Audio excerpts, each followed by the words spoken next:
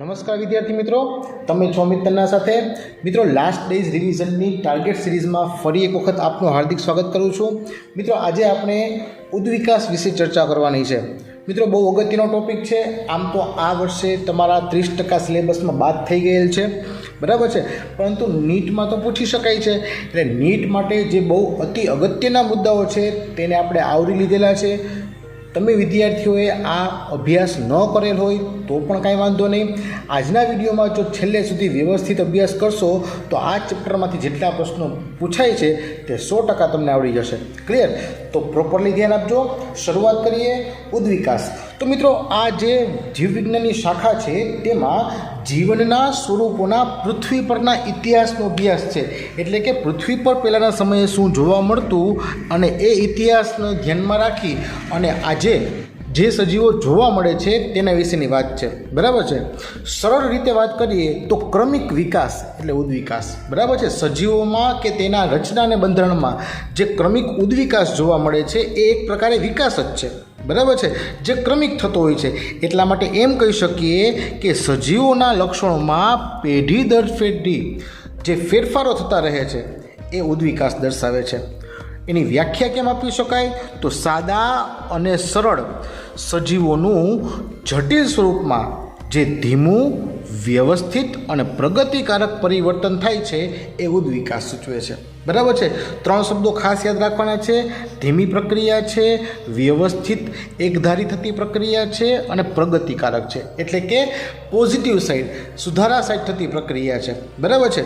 મિત્રો, સજીવો છે તેઓ હંમેશા અનુકૂલિત થવાનો પ્રયાસ કરે છે. આ ખાસ યાદ રાખવું. સજીવો અનુકૂલિત થવાનો પ્રયાસ કરે છે. શું કામ? તો કે તે અસ્તિત્વ ટકાવી શકે એટલા માટે. કોને અનુકૂલિત થાય? તો કે તે જે રહેઠાણમાં રહે છે તેને અનુકૂલિત થશે, અથવા તો જે પ્રકૃતિ તેની આસપાસ છે તેને અનુસાર અનુકૂલિત થવાનો પ્રયાસ કરે છે. કઈ રીતે પ્રયાસ કરે? તો સિમ્પલ છે. સજીવ પોતાના કાર્યમાં બદલાવ લાવે, કોઈ વખત તેના સ્વરૂપમાં બદલાવ લાવે, તેના વર્તણૂકમાં બદલાવ લાવે અને જેને કારણે પોતે અસ્તિત્વ ટકાવી શકશે. જો આવો બદલાવ સતત આવતો રહે, વર્ષો વર્ષ સુધી, પેઢી દર પેઢી સજીવમાં આવો ચોક્કસ બદલાવ આવતો રહેશે, તો તેને કારણે નવી જાતિનો પણ ઉદ્ભવ થાય છે, બરાબર છે. તો આ ઉદ્વિકાસનું એક પાસું છે, પરિબળ છે જે ખાસ ધ્યાનમાં રાખવા જેવું છે. ક્લિયર? આગળ વાત કરીએ તો છે ઓરિજિન ઓફ લાઈફ. જીવની ઉત્પત્તિ કઈ રીતે થઈ? મિત્રો, અહીં આપણે ટુ ધ પોઈન્ટ જવાનું છે. દરેક મુદ્દાને વ્યવસ્થિત સમજો. ખાસ યાદ રાખજો કે સૌપ્રથમ બ્રહ્માંડનું નિર્માણ કેવી રીતે થયું, ત્યારબાદ એના ઘટક તરીકે આકાશગંગા કઈ રીતે નિર્માણ પામી, ત્યારબાદ એમાંથી પૃથ્વી કઈ રીતે નિર્માણ પામી, એ દરેક મુદ્દાઓને આપણે આવડી લેવાના છે, બરાબર છે. અને અંતે આપણે જીવની ઉત્પત્તિ વિશેની માહિતી મેળવશું. ક્લિયર? તો જીવની ઉત્પત્તિ એટલે કે ઓરિજિન ઓફ લાઈફ કઈ રીતે થઈ? તો સૌથી પહેલાં બ્રહ્માંડ જે હતું તેનું નિર્માણ આશરે 20 બિલિયન વર્ષ પૂર્વે થયું છે. એ એક માનવામાં આવેલ છે અને એ આપણે આંકડો યાદ રાખવાનો છે જે પરીક્ષામાં પૂછી શકાય, બરાબર છે. આપણે એ પણ અભ્યાસ કરેલ છે કે ભાઈ બ્રહ્માંડ છે એમાં આકાશગંગાઓ રહેલી છે. આકાશગંગાઓમાં શું છે? તો કે એમાં તારાઓ, વાયુઓ અને ધૂળના વાદળો આવેલા છે, બરાબર છે. ખાસ યાદ રાખવાનું છે, ઘણી વખત પ્રશ્ન પૂછેલો છે કે ભાઈ બ્રહ્માંડની ઉત્પત્તિ સમજવામાં કઈ થિયરી મદદરૂપ થાય છે? તો તે છે બિગ બેંગ વાદ, બરાબર છે. બિગ બેંગ વાદ શું છે? તો કે એક ભૌતિક વિસ્ફોટ છે જેની કોઈ કલ્પના કરી શકાય એવું નથી અને બહુ વિશાળ વિસ્ફોટ છે, બરાબર છે, કે જેને કારણે આખા બ્રહ્માંડની ઉત્પત્તિ થઈ એવું માનવામાં આવે છે. ત્યારબાદ બ્રહ્માંડમાં જે આકાશગંગાઓ છે તેની ઉત્પત્તિ કઈ રીતે થઈ અથવા તેનું નિર્માણ કઈ રીતે થયું? તો જેમ જેમ બ્રહ્માંડનું વિસ્તરણ થતું ગયું તેમ તેમ તાપમાનમાં ઘટાડો થયો, જેને કારણે હાઇડ્રોજન અને હિલિયમ જેવા જે વાયુઓ છે તેનું નિર્માણ થયું અને ગુરુત્વાકર્ષણને કારણે આ વાયુઓ એકઠા થયા. ખાસ યાદ રાખવાનું, વાયુઓનું એકત્રીકરણ કોને કારણે થયું? ગુરુત્વાકર્ષણને કારણે, અને જેને કારણે આકાશગંગાઓ અસ્તિત્વમાં આવી. પરંતુ ખાસ શું યાદ રાખવાનું છે? કયા વાયુઓ તેમાં રહેલા છે? હાઇડ્રોજન અને હિલિયમ. આ ખાસ યાદ રાખવાનું છે, ભૂલાય નહીં. હાઇડ્રોજન અને હિલિયમ વાયુઓ છે તે આકાશગંગાના નિર્માણમાં મુખ્ય ભાગ ભજવેલ છે. ક્લિયર? ત્યારબાદ વાત કરીએ પૃથ્વીના નિર્માણની. તો મિત્રો, આપણે ખ્યાલ છે કે જે આકાશગંગાઓ છે તેમાં ઘણા બધા સૌરમંડળ રહેલા છે, બરાબર છે. તે પૈકી મિલ્કી વે નામની આકાશગંગા, ખાસ યાદ રાખવાનું છે, દૂધ ગંગા, જે સફેદ રંગનો પટ્ટો આકાશમાં જોવા મળે એ પ્રકારે ધારવાનો છે. તો મિલ્કી વે એ આકાશગંગા છે, તેના કોઈ એક સૌરમંડળમાં 4.5 બિલિયન વર્ષ પહેલાં પૃથ્વીનો ઉદ્ભવ થયો એવું માનવામાં આવે છે. ભૂલાય નહીં, આપણી આકાશગંગાનું નામ શું છે? Milky way. બરાબર છે. એ આકાશગંગાના એક સૌરમંડળમાં 4.5 બિલિયન વર્ષ પહેલાં પૃથ્વીનું નિર્માણ થયું. બરાબર છે. અને ત્યારબાદ એમાં આગળ વધીએ તો પૃથ્વી સૌપ્રથમ નિર્માણ પામી ત્યારે કેવી હતી? વાતાવરણ વિહીન હતી. તો પ્રશ્ન એવો થાય કે પૃથ્વી જ્યારે ઉદ્ભવ પામી ત્યારે વાતાવરણ વિહીન હતી, તો પછી મહાસાગરોનું નિર્માણ કઈ રીતે થયું? તો સિમ્પલ છે કે જ્યારે પૃથ્વી વાતાવરણ વિહીન હતી તો ત્યારે એ પૃથ્વીના વાતાવરણના ભાગમાં જ્યારે કંઈ નહોતું ત્યારે શરૂઆતમાં ધીમે ધીમે પાણીની વરાળ, મિથેન, એમોનિયા, કાર્બન ડાયોક્સાઇડ આ બધા ઘટકો તેની સપાટી પર એકત્ર થતા ગયા. ત્યારબાદ સૌર વિકિરણો, જેમાં સ્પેસિફિકલી અલ્ટ્રાવાયોલેટ કિરણો છે, તેના દ્વારા પાણીનું વિભાજન થયું અને એમાંથી હાઇડ્રોજન અને ઓક્સિજન મુક્ત થયા. બરાબર છે. શરૂઆતમાં વાતાવરણ નહોતું, પરંતુ આ જે ઘટકો છે તેઓ ધીમે ધીમે વાતાવરણનું રચના કરતા થયા અને છેલ્લે ઓઝોન સ્તરનું નિર્માણ પણ થઈ ગયું. ત્યારબાદ જે પાણીની બાષ્પ હતી ઠંડી પડી. સિમ્પલ છે, ઠંડી પડે એટલે વરસાદ પડે, અને આ વરસાદ છે પૃથ્વી પરના ખાડાઓ જે હતા એ મોટા ખાડાઓમાં વરસાદનું પાણી એકત્ર થયું અને આ રીતે મહાસાગરોનું નિર્માણ થયું એવું માનવામાં આવે છે. અને તેને અંતે જીવનું નિર્માણ થયું, એટલે કે જીવની ઉત્પત્તિ થઈ. તો પૃથ્વીની ઉત્પત્તિના આશરે 500 મિલિયન વર્ષ પછી, ખાસ યાદ રાખજો, પૃથ્વીની ઉત્પત્તિ ક્યારે થઈ? 4.5 બિલિયન વર્ષ પહેલાં. એના 500 મિલિયન વર્ષ પછી, એટલે કે આશરે 4 બિલિયન વર્ષો પહેલાં પૃથ્વી પર જીવનું નિર્માણ થયું એવી ધારણા કરવામાં આવે છે. સાચું કે ખોટું એના વિશે આગળ ચર્ચા કરીએ. તો તેના માટેની સૌપ્રથમ માહિતી છે એ સ્વયંસ્ફુરિત જનનવાદ આપવાનો પ્રયાસ કરે છે. સ્વયંસ્ફુરિત જનનવાદ શું કહે છે? તો કે ભાઈ પૃથ્વી પર જે જીવનું નિર્માણ થયું છે તે સ્વયં રીતે સ્ફુરિત છે, એટલે આપોઆપ થયું છે. પરંતુ એ પહેલાં અમુક જે ગ્રીક વિચારકો હતા તેવું માનતા હતા કે ભાઈ જીવના જે એકમો છે, જે સ્પોર્સ કહેવાય છે, જીવનો સૌથી નાનો ઘટક જે જીવનો એકમ છે, જે સ્પોર છે, જે બીજાણુ છે, તે વિવિધ ગ્રહોમાં સ્થળાંતરિત થયા હતા અને ત્યાં આ રીતે તેનું નિર્માણ થયું. અમુક ખગોળશાસ્ત્રીય વિચારસરણી પણ શબ્દ યાદ રાખવાનો છે, પેન્સપર્મિયા. એમની કહેવત પ્રમાણે પણ એવું હતું કે જીવની ઉત્પત્તિ જુદી રીતે થઈ છે. જ્યારે સ્વયંસ્ફુરિત જનનવાદ એવું કહે છે કે ભાઈ કાદવ અને ઘાસમાં જે સડતી કોહવાતી વસ્તુ હોય એમાંથી જીવની ઉત્પત્તિ થઈ, એટલે કે સડેલી વસ્તુ હોય એમાંથી આપોઆપ સજીવનું ઉત્પન્ન થાય છે. પરંતુ લુઈ પાસ્ચર નામના સાયન્ટિસ્ટે આ બાબતને ખોટી ઠેરવી. કઈ રીતે? પ્રયોગ દ્વારા. તેમણે એક પ્રાયોગિક તારણ આપ્યું. તેમણે શું કર્યું હતું? તો કે ભાઈ જંતુરહિત ફ્લાસ્ક હતો, તેમાં તેમણે મૃત યીસ્ટ નાખી અને તેને બંધ કરી દીધું. તો તેમાંથી નવો જીવ ઉત્પન્ન થયો નહીં. પરંતુ જ્યારે એ ફ્લાસ્કને ખુલ્લો રાખ્યો તો તેમાં નવા જીવનો ઉદ્ભવ થયો. તો એણે એવું દર્શાવ્યું કે ભાઈ આ રીતે જ્યારે સજીવ છે એ હવાના સંપર્કમાં આવશે અથવા બીજા કોઈ ઘટકોના સંપર્કમાં રહેશે તો પૂર્વ અસ્તિત્વ ધરાવતા સેલ્સમાંથી નવા કોષ બને છે. બરાબર છે.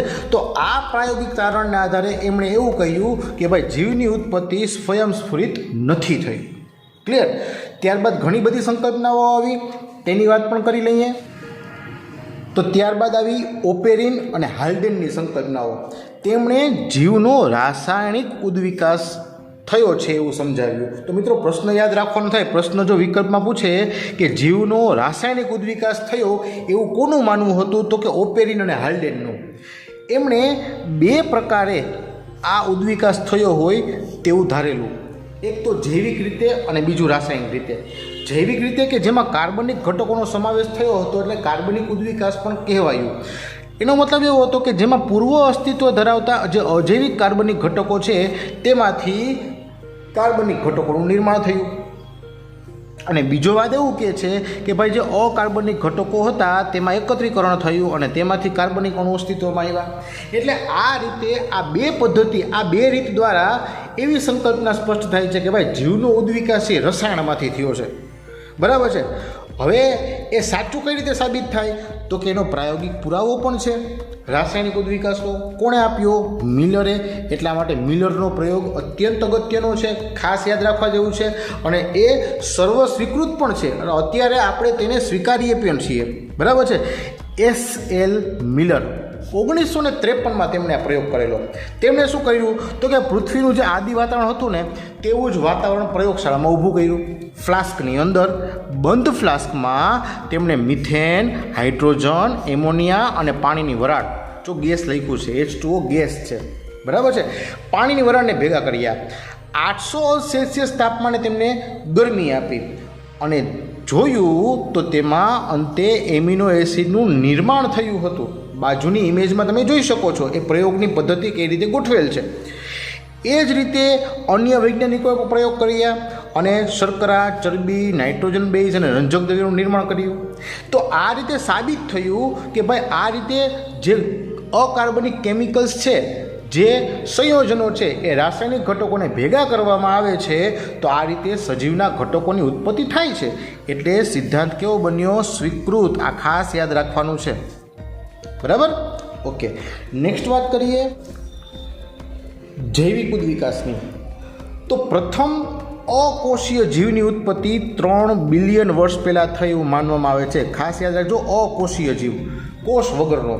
બરાબર છે. એવું ધારવામાં આવે છે કે પ્રથમ અકોષીય જીવની ઉત્પત્તિ 3 બિલિયન વર્ષ પહેલાં થઈ અને તે સમયની ધારણા એવું કહેતી હતી કે ભાઈ મોટા અણુઓ, ખાસ કરીને RNA, પ્રોટીન અને પોલિસેકેરાઇડ હતા. બરાબર છે.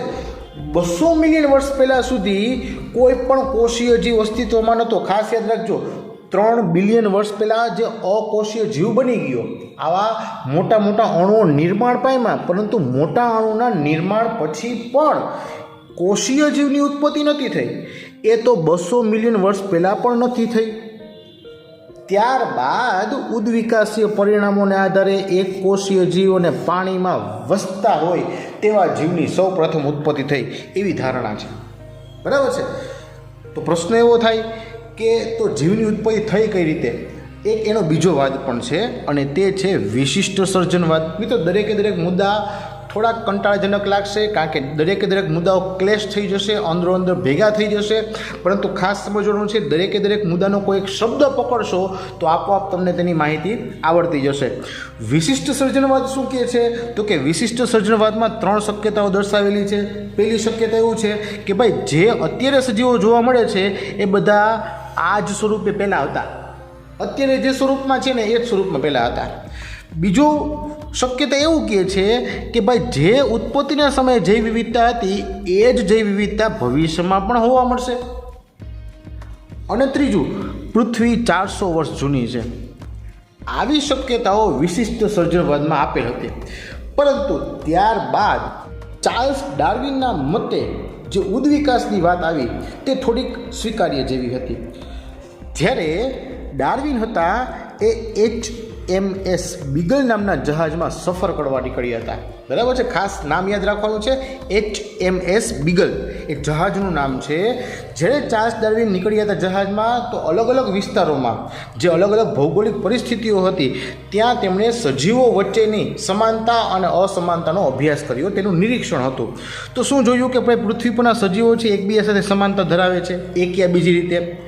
અને એવું પણ જોવા મળ્યું કે આ સજીવો તેમના પહેલાંના સજીવો જે છે એની સાથે પણ સમાનતા ધરાવે છે અથવા ધરાવતા હોવા જોઈએ એવું એક ચોક્કસ પ્રકારનું નિરીક્ષણ હતું. અને એમણે એના આધારે એવું તારણ પણ આપ્યું કે પ્રજનન યોગ્ય સજીવ હોય તે જ પૃથ્વી પર અસ્તિત્વ ટકાવી શકે. એનો મતલબ કે જે સજીવ પ્રજનન કરી શકે છે, જે સજીવ સંતતિ ઉત્પન્ન કરી શકે છે એ સજીવની સંખ્યા વધશે, એ સજીવો વર્ષો સુધી જીવતા રહી શકે છે. એનો મતલબ કે કુદરત પણ એવા જ સજીવને પસંદ કરે છે કે જે પ્રજનન યોગ્ય હોય. એને કીધું નૈસર્ગિક પસંદગી. બરાબર છે.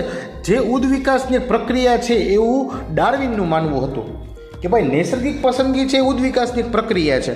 એનો મતલબ કે કુદરત એને જ પસંદ કરે છે કે જે જીવવા માટે સક્ષમ છે, જે પ્રજનન કરીને પોતાની સંતતિ ઉત્પન્ન કરી શકે છે ને વર્ષો સુધી ટકી શકે છે. બરાબર છે. ત્યારબાદ એક બીજા પ્રકૃતિવિદ પણ આવ્યા, આલ્ફ્રેડ વાલેસ. એ પણ વિકલ્પ માટે યાદ રાખીએ કે તેમણે ડાર્વિન જેવો જ મત આપ્યો. શું? તો કે આ પૃથ્વી પરના જે સજીવો છે એ સમાનતા ધરાવતા હોય છે. બરાબર છે. તો ભાઈ આ બધા ઉદ્વિકાસના આટલા બધા મુદ્દાઓ આવ્યા તો એના પુરાવા શું? ઉદ્વિકાસ થયો છે એની સાબિતી શું? બરાબર. તો ઉદ્વિકાસના પુરાવાની જ્યારે વાત આવે તો આપણે 4 પ્રકારના પુરાવાઓ મળેલ છે: અશ્મિ વિદ્યાકીય, ગર્ભ વિદ્યાકીય, અંતસ્થ વિદ્યાના અને બાહ્યાકાર વિદ્યાના. બરાબર છે.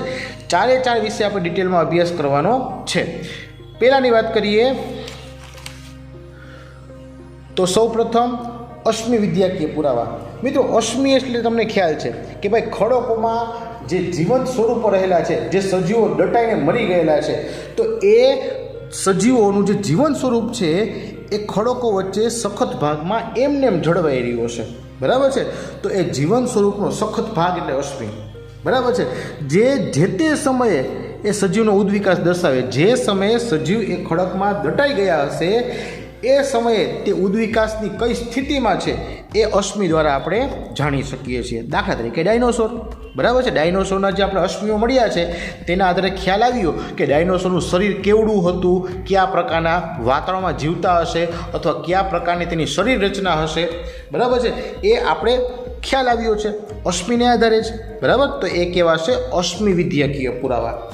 ત્યારબાદ ગર્ભ વિદ્યાકીય પુરાવા. ગર્ભ વિદ્યાકીય પુરાવા કોણે આપ્યા? અર્ન્સ્ટ હેકલ. મિત્રો, નામ ખાસ યાદ રાખવાનું છે. જેટલા મુદ્દા હાઇલાઇટ કરું છું એ ખાસ પાકા કરી લેવાના છે. ગર્ભસ્થ વિદ્યા જે હતી એની માહિતી અર્ન્સ્ટ હેકલે આપી. એમનું કેવું એમ હતું કે ભાઈ બધા પૃષ્ઠવંશીઓ છે એમનામાં ગર્ભીય લક્ષણો સમાન હોય છે. દાખલા તરીકે એમણે જોયું કે ભાઈ બધા પૃષ્ઠવંશીઓમાં શીર્ષની પાછળ અવશિષ્ટ ઝાલર ફાટની હાજરી હતી. બરાબર છે. તો ગર્ભસ્થ વિદ્યામાં એવું જણાવવા માગે છે કે ભાઈ ગર્ભ સમયે લગભગ સરખા હોય છે, પછી તેનામાં ફેરફાર થતો હોય છે. બરાબર છે. પરંતુ કાર્લ અર્ન્સ્ટ બાયરે આ વાતને નકારી. એણે આ વાતનો સ્વીકાર કર્યો નહીં. બરાબર છે. ઓકે, આગળના પુરાવાની વાત કરીએ તો તે આવશે અંતસ્થ વિદ્યાના અને બાહ્યાકાર વિદ્યાના પુરાવા. પરંતુ મિત્રો, અહીં આપણે તેનો તુલનાત્મક અભ્યાસ કરવાનો છે. બરાબર છે. અહીં આપણે 2 પ્રકારના ઉદ્વિકાસની ચર્ચા કરશું: અપસારી અને કેન્દ્રાભિસારી. બરાબર છે. અપસારી ઉદ્વિકાસ છે એમાં એવું સૂચવવામાં આવ્યું છે કે રચના સમાન હોય અને કાર્યો જુદા હોય. બરાબર છે. રચના સમાન હોય અને કાર્યો જુદા હોય. એટલે કે જે રચના સમાન એટલે રચના સદ્રશ અંગો કહેવાશે.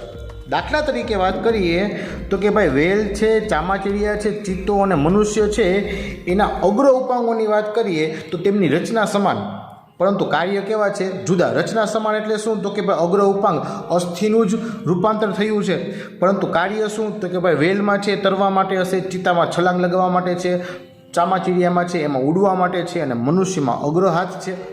બરાબર છે. તો એ રચના સરખી એટલે રચના સદ્રશ, પણ કામ જુદા છે બધાના. એને શું કહેશું? સમમૂલક અંગો પણ કહીશું. બીજા ઉદાહરણ પણ અહીં આપેલા છે, એ પણ ખાસ તમારે યાદ રાખવાના. નીટની એક્ઝામમાં પૂછાઈ ગયેલા પ્રશ્નો છે, એટલે ખાસ આ હાઇલાઇટ કરેલા મુદ્દાને યાદ રાખી લેજો. બરાબર છે. આગળ વાત કરીએ તો કેન્દ્રાભિસારી ઉદ્વિકાસ, કે જેમાં આના કરતાં ઊંધું વિપરીત હોય. આમાં શું હતું? રચના સમાન, કાર્યો જુદા. અહીં શું છે? રચના જુદી અને કાર્યો સમાન. બરાબર છે. રચના જુદી. સિમ્પલ આ ઉદાહરણ લઈએ. ચામાચીડિયા પક્ષી અને કીટકની જે પાંખ છે તો એ તમે જોઈ શકો કે ભાઈ ચામાચીડિયાની પાંખ છે એ શેમાંથી ઉદ્ભવેલી છે? તો કે એ છે અસ્થિનું રૂપાંતર થયેલું છે. બરાબર છે. કંકાલ તંત્રનો ભાગ છે. જ્યારે કીટકની પાંખ છે એ તો અધિચર્મમાંથી ઉદ્ભવેલી છે. પરંતુ બેનું કામ સરખું, ઉડવાનું. રચના જુદી, કાર્ય સમાન. તો કાર્ય સમાન એટલે કાર્ય સદ્રશ અંગો અથવા તો સમરૂપ અંગો કહેવાશે. બરાબર છે. અહીં બાકીના ઉદાહરણ પણ આપેલા છે, એ પણ યાદ રાખવા. વનસ્પતિના અને પ્રાણીઓના ઉદાહરણ છે એ એક્ઝામમાં ઉદાહરણ સ્વરૂપે અથવા તો તેના પ્રશ્ન સ્વરૂપે પૂછાઈ શકે છે, તો ખાસ તૈયાર કરી લેવા. ક્લિયર? આગળ વાત કરીએ તો પ્રાકૃતિક પસંદગી દ્વારા ઉદ્વિકાસ થયો. બરાબર છે. મિત્રો, આ બહુ રસપ્રદ વાત છે. 1850માં ઇંગ્લેન્ડમાં ઔદ્યોગિકીકરણ પહેલાં, એટલે કે જ્યારે ઉદ્યોગનો વિકાસ નહોતો થયો એ પહેલાં વૃક્ષો પર સફેદ પાંખવાળા જે ફૂદા હતા એની સંખ્યા વધુ હતી. કોની સાપેક્ષે? ઘેરી પાંખવાળા ફૂદાની સાપેક્ષે. એટલે કે સફેદ પાંખવાળા ફૂદા વધુ હતા, ઘેરી પાંખવાળા ઓછા હતા. પરંતુ જ્યારે ઉદ્યોગનો વિકાસ થયો એટલે કે 1920 પછી વૃક્ષો પર ઘેરી પાંખવાળાની સંખ્યા વધી ગઈ અને સફેદ પાંખવાળાની સંખ્યા ઘટી ગઈ. આવું શું કામ થયું? તો જ્યારે અભ્યાસ કરવામાં આવ્યો ત્યારે શિકારીઓ જે ફૂદાનો ખોરાક તરીકે ઉપયોગ કરતા હતા તે વિરોધાભાસી પૃષ્ઠભૂમિમાં એને ઓળખી શકતા હતા એવું ધ્યાનમાં આવ્યું. એટલે કે જ્યારે ઉદ્યોગોનો વિકાસ થયો એ પહેલાં એ વૃક્ષો હતા કે જે જગ્યા હતી તે મોટાભાગે લાઇટ કલરની હતી અને જેના પર સફેદ પાંખવાળા ફૂદા બેસે તો દેખાતા નહોતા અને ઘેરી પાંખવાળા ફૂદા છે એ સરળતાથી દેખાઈ શકતા હતા, માટે શિકારીઓ એનો ખોરાક તરીકે ઉપયોગ કરી લેતા હતા. બરાબર છે. જ્યારે ઉદ્યોગોનો વિકાસ થયો ત્યારબાદ એ વૃક્ષો છે કે કોઈ દિવાલ છે કે કોઈ જગ્યા છે કે કોઈ પર્વતો છે એના ઉપર કાળી મેશ અથવા તો રાખ જામવા માંડી અને જેને કારણે શું થયું તો કે તેના પર ઘેરા રંગના ફૂદા છે એ જોઈ શકાતા નહોતા અને એની સાપેક્ષે સફેદ પાંખવાળા ફૂદા છે એ ઇઝીલી જોઈ શકાતા હતા, માટે શિકારીઓ એનો ખોરાક તરીકે ઉપયોગ કરવા માંડ્યા. બરાબર છે. તો ટૂંકમાં શિકારીઓ જે વિરોધાભાસી પૃષ્ઠભૂમિ હતી એટલે કે પાછળનો જે ભાગ અલગ રંગનો હતો તેના આધારે જે ફૂદા દેખાય એનો ખોરાક તરીકે ઉપયોગ કરતા. ક્લિયર? તો આ કેવું થયું? વિપરીત પ્રમાણ થયું સંખ્યાનું. બરાબર. અને એમાં જે ફૂદા રંગ અનુકૃતિ ધરાવતા એ ટકી ગયા. એટલે કે જે સફેદ રંગના હતા પરંતુ પોતે પોતાના સફેદ રંગના પાંખમાં થોડો ઘણો ફેરફાર કરી અને કાળા રંગના ભાગમાં બેસી શકતા તો તે પોતે રંગ અનુકૃતિને કારણે પોતે બચી જતા. બરાબર છે. તો રંગ અનુકૃતિ છે એ બચાવ પ્રયુક્તિ છે એવું યાદ રાખવું. બરાબર. ઓકે, આગળ. ત્યારબાદ અગત્યનો શબ્દ છે અનુકૂલિત પ્રસરણ. મિત્રો આ પણ બહુ મજાની વાત છે. અનુકૂલિત પ્રસરણ કોણે આપેલું હતું? તો કે ડાર્વિને. જ્યારે ડાર્વિન ગેલેપેગોસ ટાપુ પર હતા તો ત્યારે તેણે ડાર્વિન ફિંચ, બરાબર, ડાર્વિન ફિંચ એક ફિંચ ચકલીઓ જે હતી તેનો અભ્યાસ કરેલો હતો અને તેના અભ્યાસને પોતે પોતાના નામ સાથે સાંકળી લીધેલું. જે આ ફિંચ ચકલીઓ હતી તેમની ચાંચમાં વિવિધતા જોવા મળી. આ એવું પક્ષી હતું કે જે ગેલાપેગોસ ટાપુ પર એક ભૌગોલિક વિસ્તારમાંથી બીજા છેડે જાય તો તેનામાં જુદાપણું જોવા મળતું હતું તેમની ચાંચમાં. બરાબર.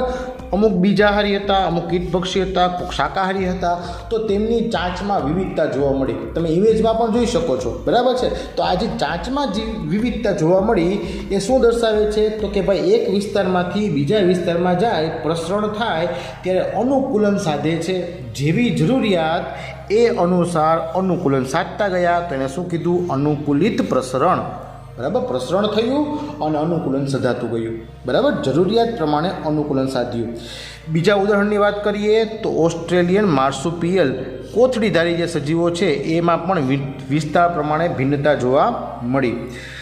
એનું તમે ઉદાહરણ છે તે ઇમેજમાં જોઈ શકો છો. બરાબર. અને એવી રીતે કેન્દ્રાભિસારી ઉદ્વિકાસની વાત કરીએ તો અલગ ભૌગોલિક વિસ્તાર હોય કે જેમાં એકથી વધુ અનુકૂલિત પ્રસરણ થતું હોય.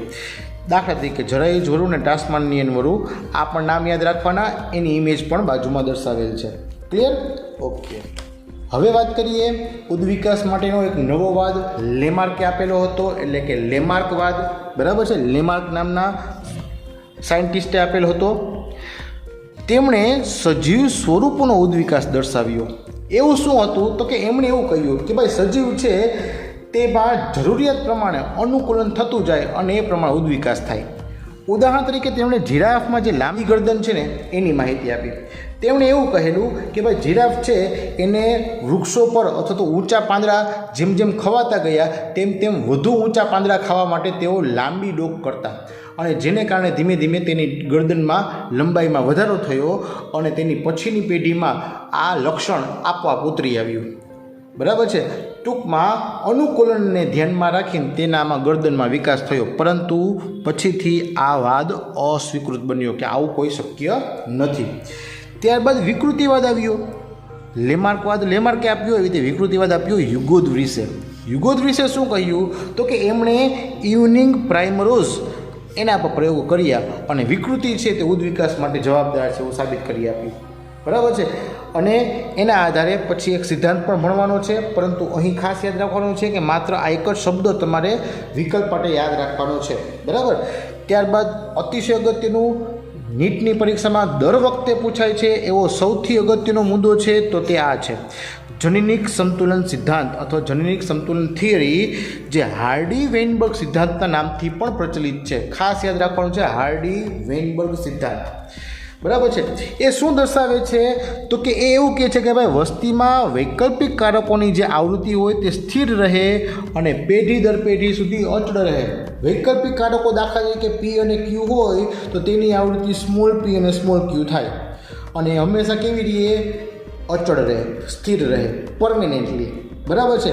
દાખલા તરીકે જો વૈકલ્પિક કારક એ હોય તો કારકને કેપિટલથી દર્શાવશું અને તેની આવૃત્તિને સ્મોલથી દર્શાવવાની થાય। વૈકલ્પિક કારક એ તો તેની આવૃત્તિ એ, કેપિટલ બી કારક હોય તો આવૃત્તિ સ્મોલ બી લખવાની। બરાબર છે। જેનું સૂત્ર આપણે આ યાદ રાખવાનું છે, p plus q whole square is equal to 1। અહીં એ અને બી હોય તો a plus b whole square is equal to 1। બરાબર છે। એને સાદી રીતે આપણે વિસ્તૃત કરીએ તો પ્રથમ પદનો વર્ગ, મધ્યમ પદની નિશાની, 2 ગુણ્યા પહેલું બીજું પદ, છેલ્લું પદ પ્લસ છેલ્લા પદનો વર્ગ બરાબર 1, તો p square plus 2pq plus q square is equal to 1 થાય। બરાબર છે।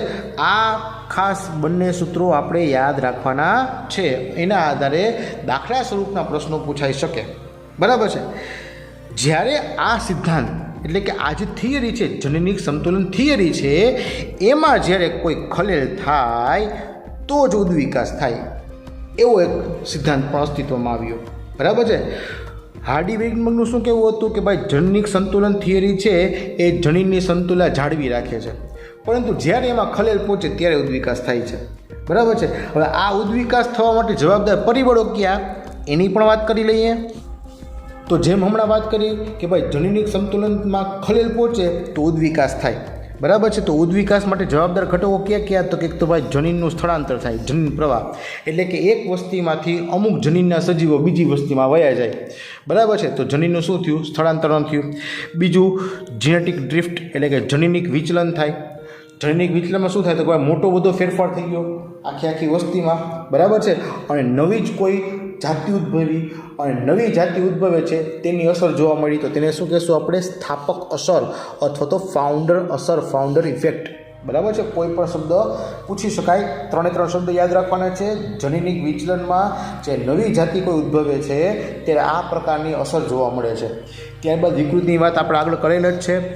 જનીનિક પુનઃસંયોજન કે ભાઈ જનીનોમાં ફરીથી કોઈ જોડાણ થાય જેને કારણે પણ ઉદ્વિકાસ શક્ય બને છે। અને અંતે પ્રાકૃતિક પસંદગી। બરાબર છે। સજીવ પોતે જે કુદરતના આસપાસના પરિબળોને અનુકૂલિત થઈને રહે છે તો ત્યારે તેમાં પ્રાકૃતિક પસંદગીને આધારે તેઓ અસ્તિત્વ ટકાવી રાખવા સક્ષમ બને છે। બરાબર છે।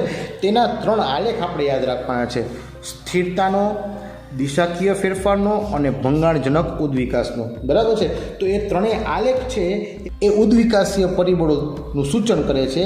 એ આલેખ તમને વિકલ્પમાં પૂછી શકે, તમારે માત્ર એ આલેખ શું સૂચવે છે એ નામ યાદ રાખવાનું થશે। બરાબર છે।